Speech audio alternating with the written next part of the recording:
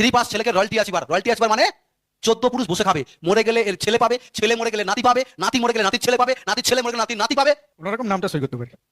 8 pass. এদের থেকে locality আপনার নাকি? উঠুন জাগুন বেঁচে যাবেন, এই সংস্থা 1 টাকাও নিতে আসেনি, আর 5টা সংস্থার সঙ্গে মিলাবেন না বস। প্রতি মাসে কম করে 30,000 ইনকাম তাকে রয়্যালটি অ্যাচিভার বলা হয়। তো আমি চাইবো আপনাদের সবাইয়ের জোরদার করতালির মাধ্যমে all royalty achiever come on the stage. মানে সহজ সরল ভাবে দেখুন এদের সঙ্গে পরিচয় হয়ে কি মনে হয় আপনারা, এরা যদি পারে তো আপনারা কেন পারবেন না। আমি অনুরোধ করব, কি কাজ করতো আগে, নাকি আগে কি কাজ করতো বা কি কাজ করে?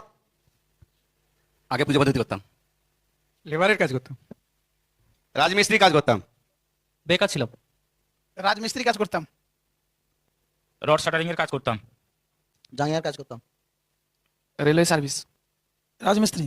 দ্বিতীয় নম্বর জিজ্ঞেস করবো, লেখাপড়া কত? ক্লাস 4th শ্রেণী, এবং হচ্ছে যে মানে পুজো পদ্ধতির জন্য আমি আদ্য পরীক্ষা দিই। কোনোরকম নামটা সই করতে পারি। 8 পাস। এদের থেকে লোকালিটি আপনার নাকি? উঠুন জাগুন বেঁচে যাবেন, এই সংস্থা 1 টাকাও নিতে আসেনি, আর 5টা সংস্থার সঙ্গে মিলাবেন না বস। আরে স্কুল নাম সই করতে পারেনি রয়্যালটি অ্যাচিভার।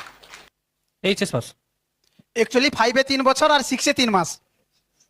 ভালো করে ভাবুন কোন প্ল্যাটফর্ম আছে যেদেরকে সফল বানাবে।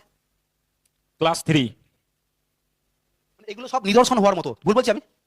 100 ডিগ্রি দিয়ে না লোকের চাকর হবে, 2 বছর ধর্ণা দিচ্ছে, ঠিক বলছি না ভুল বলছি? 3 পাস ছেলেকে রয়্যালটি অ্যাচিভার মানে 14 পুরুষ বসে খাবে, মরে গেলে এর ছেলে পাবে, ছেলে মরে গেলে নাতি পাবে, নাতি মরে গেলে নাতির ছেলে পাবে, নাতির ছেলে মরে গেলে নাতির নাতি পাবে। ক্লিয়ার না? ক্লিয়ার নয়? কি করা উচিত? আরে ভারতবর্ষ সব থেকে বেশি জনসংখ্যার দেশ হয়ে গেছে, ঠিক না বল? এবং সব থেকে বেশি ইয়াং ভারতবর্ষে, এবং সব থেকে বেশি বেকারত্ব ভারতবর্ষে।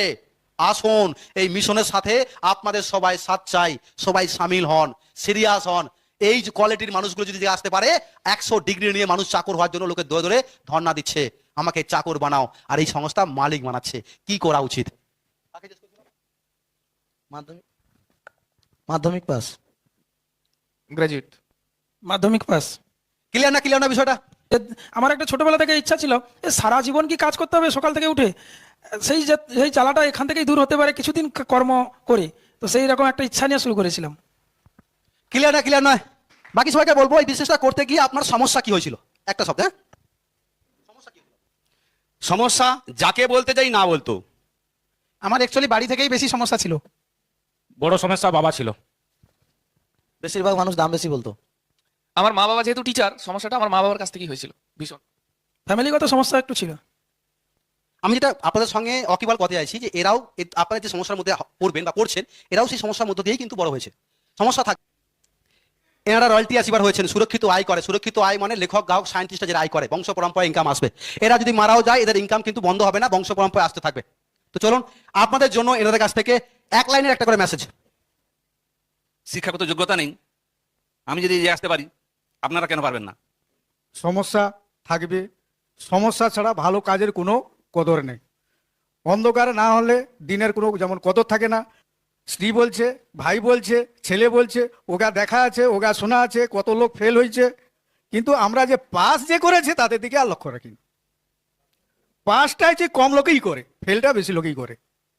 শুরু করার পরে প্রথমে যাকেই বলতে যাই না বলে, ভাবলাম না এটা আমার দ্বারাই সম্ভব নয়। খরচা করো, চর্চা করো, আর জীবন ভোর পয়সা কামাও। যদি এই স্টেজ পেতে হয়, যদি রয়্যালিটি বা টেকনিক্যাল পেতে হয়, তাহলে জীবনে সব থেকে বেশি না বা নেগেটিভ শুনতে হবে। যে যত বেশি নেগেটিভ শুনতে পারবে এবং সেই নেগেটিভ শোনার পরে নিজের মধ্যে নিজের অন্তরাত্মাকে পজিটিভিটি রেটে বাড়াতে হবে। যদি বাড়ান তো একদিন না একদিন এই জায়গায় অবশ্যই উপস্থিত হতে পারবেন। ধন্যবাদ। আপনারা অনুভব করে দেখুন, এনাদের মতো মানুষরা যদি করতে পারে, রয়্যালটি অ্যাচিভ হতে পারে, তো আপনাদের মতো মানুষরা পারে না?